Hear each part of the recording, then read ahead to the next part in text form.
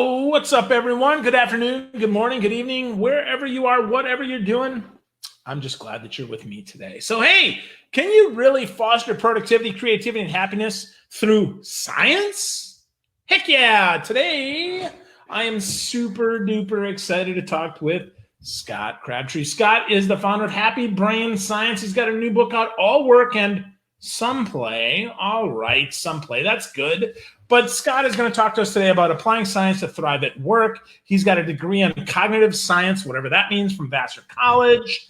And then he's got a ton of clients that are really cool. Ones you've probably heard of: DreamWorks, Nike, Kaiser Permanente, Boeing, Intel, Hewlett Packard, Activision, Blizzard Entertainment, and NBC, and loves to use his game development background to gamify his keynotes and his workshop. He's got a serious, successful card game called Choose Happiness at Work.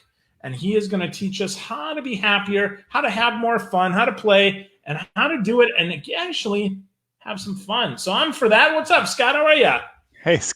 Hey, Phil, I'm great, and I'm super excited to be with you. Thanks for having me. Heck yeah, man. I'm super excited that you're here. So we were talking before we started here that you're also a pinball lover. So what's your favorite game and how long you been playing? Oh boy, I've played a large variety of pinball games. I am sorry to be so cliche, but I am also a Star Wars nerd. So Star Wars and pinball together in one is pretty much my dream scenario. But you name it, like if it's got balls, I'm going to want to play it, so to speak. So I enjoy pretty much any game, any pinball. What's your favorite? Well, so I love the new Star Wars game. The old one's okay, but the way that they redid the new one with the Death Star in the middle is fan-freaking-tastic. I love that. They have they have the non-coin op game for just $5,000. I really like that. So I'd love to get that. That's fun, but I'm going to tell you, my classic is one that I play with my brother. He actually has two of my favorite games. The one that's in Seattle that I was mentioning. He's got F-14 Tomcat and Millionaire. Oh, nice. Yeah, wonderful multi-ball games. Yeah, love F-14 Tomcat. Multi-ball, yes. That's right. Yeah, exactly. You got to love the multi-ball. Heck yeah. So how'd you get started playing, man? I was a sad, awkward teenage child, and I happened to go to a fancy pants boarding school where my dad was a teacher as a day student. But because it was a fancy pants boarding school, there were pinball machines around, and so I got to play pinball and pool in the dorm that we were the faculty staff for, and that was really my introduction to games. Was board games around the house, and then early video games, pinball, pool, etc. Fun stuff. Awesome. So do you play pool still? You a pool shark? I am not very good, but I still play occasionally when I can get out to a bar or my brother's basement, who has a pool table. So awesome. Yeah, I got pinball from my mom. I got pool from my dad, though. Mom plays pool as well. Mom's a lefty, so I never could follow her shooting pool, but Mom taught me a lot about pinball. She attended bar at Jackamet's Middle Inlet Inn and played pinball. She would 10 bar, and I'd get to play a ball when she'd have to go serve a customer. So. Nice. Yep. Family cooperation. That's cool. Absolutely, man. So board games, though. So let's talk about that, and let's migrate that into the conversation here about some play, which I think is fun. But so board games, are you still playing some classics? I mean, now that we're home safely, in home, kind of quarantined in, are you playing any board games? Absolutely. So I think everyone understands at a time like this a lack of a perfectly polished professional background. But the upside of that is that over this shoulder is, in fact, our game closet. So if you'll pardon the awkward pointing, there's all kinds of games in that closet, from classics like Catan and Ticket to Ride, to some newer games that have been a lot of fun. I actually discovered a fair number of games in the process of writing this book, All Work and Some Play, Future-Proof Your Career Through Games, where we're looking for various games that taught various human skills at work. So we've discovered some fantastic games, including online games such as Fibbage 3 we've been playing with colleagues over Zoom, and then board and card games like Wavelength, for example, is one of my new favorites. Just One. It's an award-winning game that's super fun and cooperative for people to play. So those are just a few samples of obviously lots and lots of games we could talk about, but love the games, love what they do for us. Yeah, cool. So games really can help us though at work. I think that's really interesting. I don't know. You got to talk to me about this, Scott. You're very polite, Phil. I think what I read between inside your brain was, isn't that a bit of a stretch, dude? Yeah, come on, man. It is a little bit of a stretch for some people, and what some people recognize is that games are a fantastic place to learn. Why are games a fantastic place to learn? Because games give us a magic circle. Now, I know I sound a bit like a freak when I say magic circle, but one person's magic circle is another person's psychological safety. So, what is psychological safety? What's a magic circle? Let's take psychological safety. Comes out of academic research. Everything I do is grounded in solid peer-reviewed science. But it also comes out of Google. Google's somewhat famous Project Aristotle looked at what makes a team thrive at Google. And Google has lots of smart PhDs on staff doing research, etc. So they're looking at all the data in a very scientific way, and they're looking for what is it that makes teams thrive. It must be an age mix. It must be an experience mix. It must be different disciplines coming together. Maybe it's the way they're seated, and none of this was resulting in much difference for them. And then they finally looked at psychological safety, and psychological safety proved to be the strongest factor in team success at Google. So what is psychological safety? It is a shared feeling of trust that you can be yourself and within reasonable limits, such as not being a sexist a-hole, for example. Within reasonable limits, you can say or do pretty much anything at work and you're going to be okay. You're going to be respected. We don't have to love each other. We don't all even have to like each other at work, but we have to be okay with each other. We have to respect each other, take good care of each other, and not backstab, talk behind people's backs, etc. The research suggests if people feel that psychological safety, they're willing to speak up more. They're willing to say, is that the right dosage of medicine? Because it reads as double that to me. Or are we sure this is the time to launch this website? Because I don't think QA has had a chance to check on this. People speak up more freely. They add their ideas. Decision-making research summarized by the Heath brothers, who, for those who don't know, the Heath brothers are both professors. They write great research-based books. And their book, Decisive, they say we make better decisions when we consider more options. Well, we consider more options when a diverse set of people working together all speak up with their opinions. That happens when people feel psychological safety. So back to games. When it's just a game, whether it's my card game, Choose Happiness at Work, one of these games behind me in my closet, or a video game perhaps that you're playing with colleagues, because it's just a game, we lighten up. Right? I'm not going to take a big risk in a formal meeting, but I might take a big risk with my colleagues in Settlers of Catan or Password or Charades. And taking that risk enables learning. I can and probably will say a lot more, but as you know, Phil, I basically talk for a living, so I want to pause here and see if you have questions or comments before I go on. That's awesome. No, that's really fun. So that makes so much sense, though. I mean, I think back, talking with my dad. Now, my dad is certainly not the most communicative guy. He's a classic guy, right? He doesn't always talk about his feelings, and certainly not always very open. But I know that the best conversations that I ever got to have with him were over the game of pool, because Dad felt very comfortable talking over the game of pool. That is exactly the point, Phil. If you get people feeling comfortable and safe, that is a prerequisite to learning, right? Imagine you or I giving a presentation, a keynote, a workshop, and starting off with, listen up, you a-holes, you're going to really screw this up if you don't learn this right. I mean, brains would just be shutting off everywhere, right? Like, I'm out of here, right? So to get people to learn, they got to feel safe. And what helps people feel safe? A safe container, a pool table, a set of rules for a game, etc. And then what we looked at is artificial intelligence is advancing significantly, right? So you said, referred to my cognitive science degree as whatever that is, or whatever you said. Yeah, at the time when I was going to college in the 80s, my cognitive science degree was a multidisciplinary study of the mind and thinking using lots of things, including artificial intelligence. So artificial intelligence at the time in the 80s was quite primitive.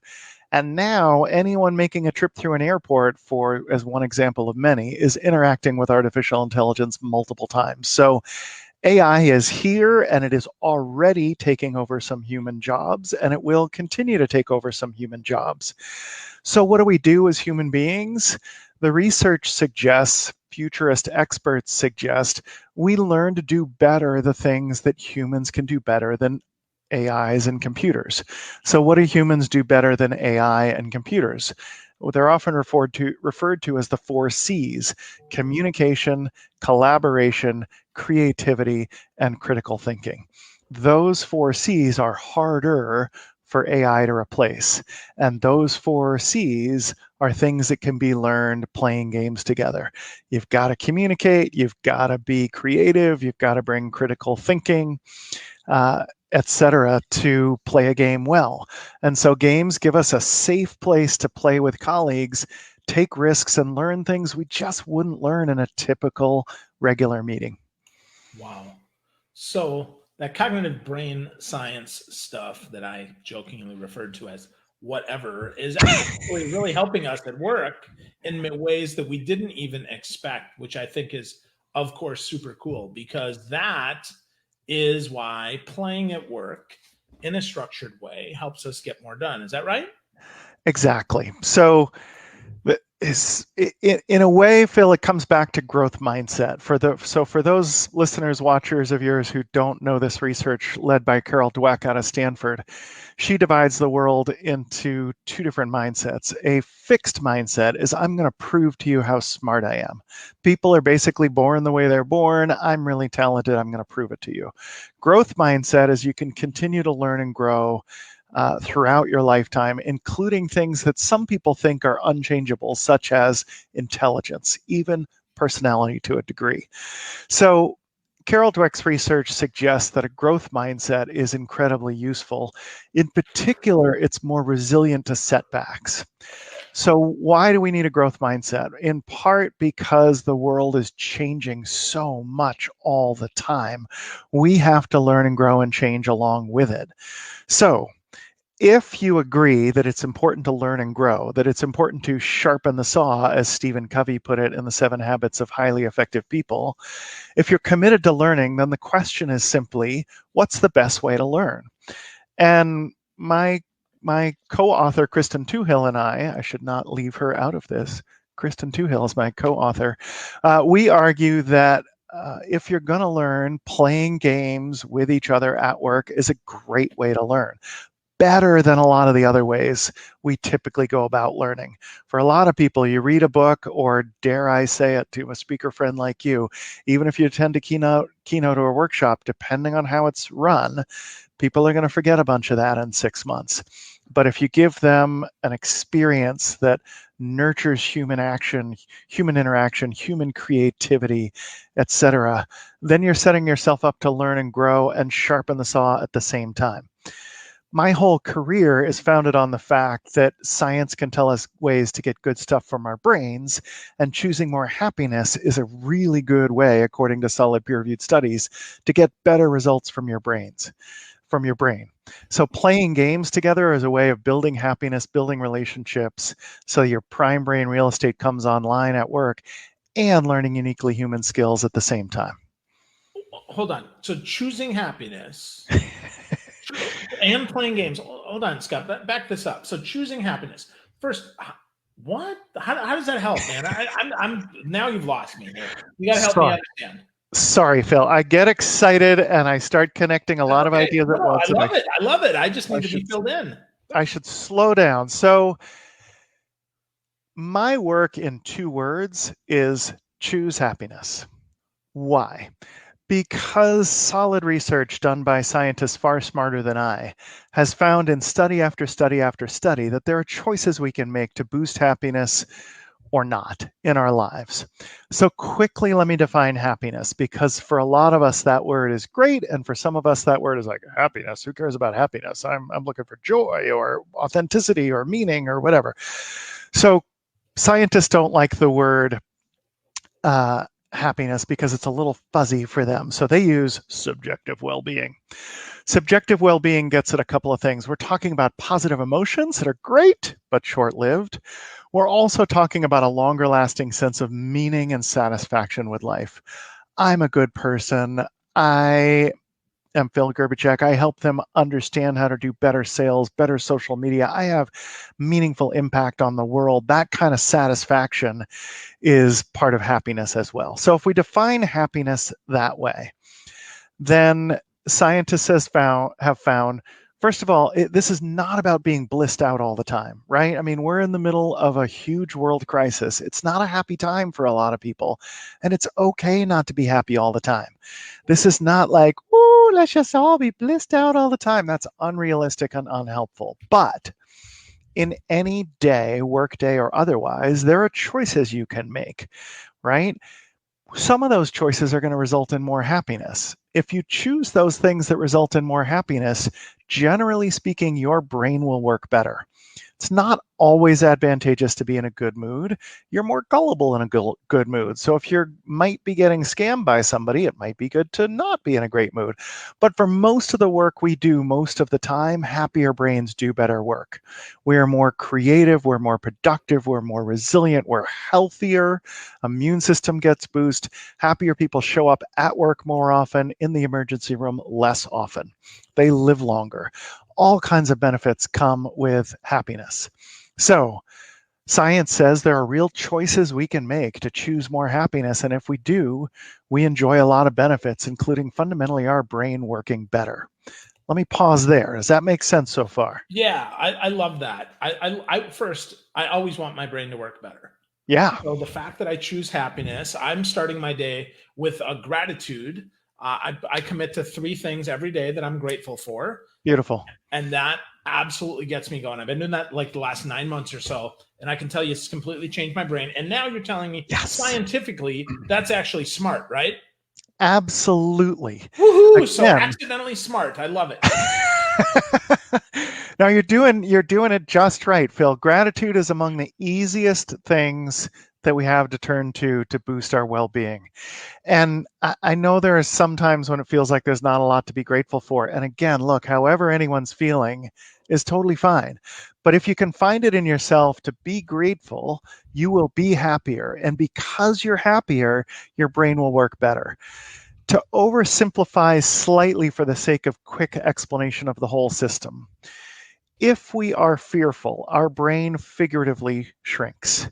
If we go towards fight or flight, which is not a switch, it's a continuum, right? You can be a little guarded or full on panic, but to whatever degree you are toward fight or flight, your limbic system, the middle of your brain, and your brainstem, responsible for very primitive functions, together those parts of your brains look like the brain of your average mammal, your average house cat, horse, dog, whatever. That's what other mammals' brains look like.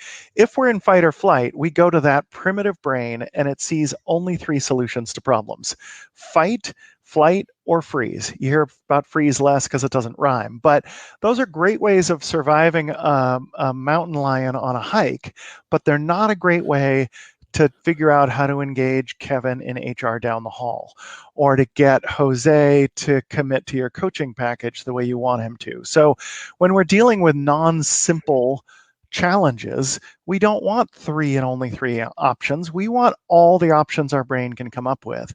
So how do you get your brain thinking about more possibilities? You get your brain feeling safe and happy. When we're toward fight or flight, our brain's figuratively shrinking. When we're happy and feeling safe, our uniquely human layers of neocortex come online.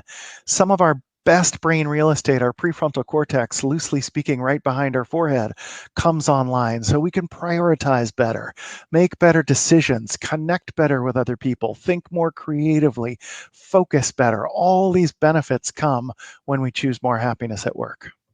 Wow. That's awesome. I love that because being happy, I'm a naturally positive person, so that really makes me Yeah, happy. I mean, that's really exceptional. I love that that can happen and that scientifically that's true. So hence why we should want to hire happier people, right? exactly. Yes. Exactly. Now, there's a catch-22 there where one of the only things that most of us overestimate the impact of events on our lives. So something good or bad happens, we think, oh, this is going to be a huge impact. It's not as much as we think, what doesn't last very long. One of the only things that has a really lasting effect on happiness is losing a job and not getting a new one. So there's a little bit of a catch-22 there where somebody might be unhappy because they don't have the job. And if you hire them, they'll be happy and they'll be a great worker. But yes, fundamentally speaking, you are correct, Phil. And you said you're a happy guy. I know that to be true. Science says there's a strong genetic component on happiness. So very, very roughly, about half of the difference between one person's happiness and another person's happiness is due to genetic factors. Some of us are born looking at the glass half full, some looking at the glass half empty. So there are genetic factors here that we cannot control. But there are lots of choices we can make. And some of your listeners and watchers might be familiar with epigenetics. Our genes are not a life sentence. How our genes are expressed and come to life in us can be affected by circumstances and the choices we make. So some people are blessed with happier genes. All of us have the ability to rewire our brains and be happier brains. So your gratitude, you said you've been doing the gratitude every day for 9 months. You have rewired your brain to be a more grateful brain. It's called neuroplasticity. Neuroscientists say that the neurons that fire together wire together. And it's really the scientific evidence for the growth mindset that Carol Dweck talks about. So we can see your brain change its structure in under a month. If we lie you down in a functional MRI scan before and after a month of some repetitive intense activity, we'll see the structure of your brain change. That neuroplasticity means that's just the way I am is a cop-out. That's the way you are so far. That's just the way she is. Well, that's the way she is so far. And big changes don't come to the brain with a snap of the fingers. But if we put some intention and some work behind it and make the right choices, we can rewire our brains to be happier, more productive, and successful brains. Wow. That is so encouraging, Scott, and so wonderful that we have a choice.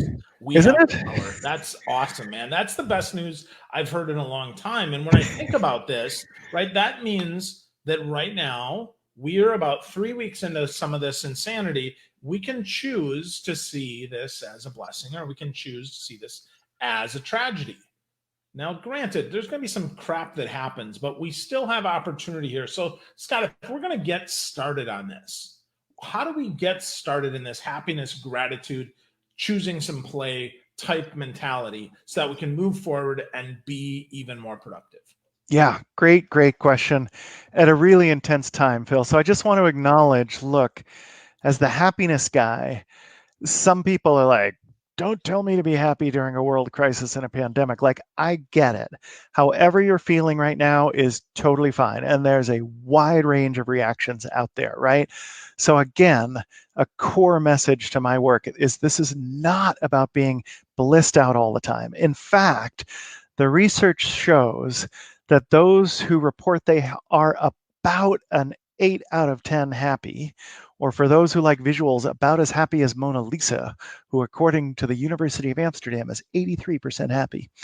Those who are about as happy as Mona Lisa, about an 8 out of 10, are healthiest, most creative, most resilient, live the longest. So it's not 10 out of 10 happiness we're going for. It's about 8 out of 10 happy.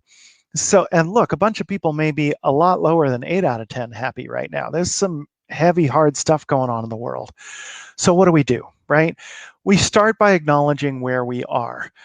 Psychologists use this phrase, name it to tame it. By labeling an emotion, you seem to get a better handle on it. trying to suppress our negative emotion is foolish. It doesn't work. But labeling them and then seeing if you can reappraise to find a more positive outlook, that does work according to the research. So step one, don't deny the hard stuff going on in the world right now, and don't deny the hard feelings going on inside yourself, right? A lot of us are feeling anxiety and grief and loss and fear, and great, name it to tame it. Be real about all of that. And then see if you can start to find some silver linings. My blessings include this messy house that I'm in, the 2 kids whose stuff is up on the walls behind me, my lovely wife, and I will play games with those kids later today. We're all healthy right now, and we're alive, right? I mean, look, I wrote a ebook on gratitude, and by the way, if people want more details on the science of gratitude, it's free on my site, happybrainscience.com. We have a happiness starter kit that includes the free ebook on gratitude and some other free resources. So look, Phil, in all candor, I wrote this book on gratitude, short little ebook, practical ebook on gratitude.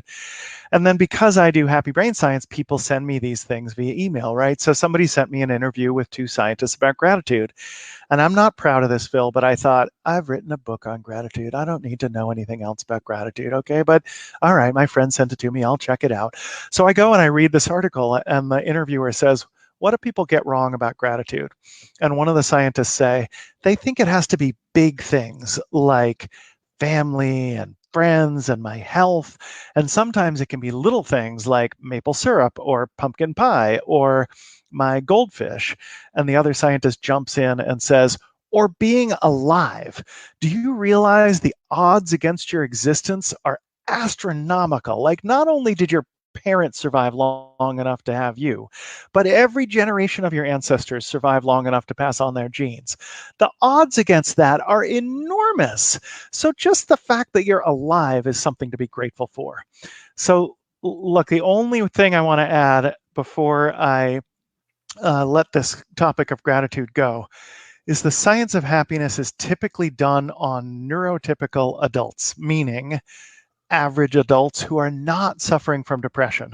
Generally speaking, the stuff that the science of happiness finds will help anyone be happier, but be careful if you're actually depressed. And to be crystal clear, I am not your mental health provider, but the science says those who are depressed, if you ask people who are depressed to come up with 3 things they're grateful for every day, it can actually backfire. Because they're depressed, it's hard for them to come up with things they're grateful for. So that is a segue to choose happiness in a way that works for you. For some people, it's gratitude. For other people, it's exercise. For other people, it's immersing deeply in something challenging but possible. For others, it's focusing on human connection and relationships. Find your own path. Science can guide us to choices that are more likely to work for us. Beautiful. I think that's a great way to end this here, Scott. We need to talk more, though, about your book, man. All about all work and some play. Let's schedule some more time that we can do that, because I think that's the perfect wrap up for gratitude and happiness, choosing happiness and having a bunch more. But folks, if you want to get that all work and some play right now to future-proof your career through games on Amazon, pick it up. Check it out there, but get to know more from Scott. Scott's fantastic. He's got a lot of great stuff. happybrainscience.com is his website. He's in Portland, Oregon, and you will be back, my friend. We're going to talk again soon. This was awesome. Thank Phil, you. it was such a pleasure. Thank you so much. It's great to get to talk with you. It's great to share with your listeners, and I look forward to the next time, my friend. Absolutely. Thank you, Scott. Thank you so much.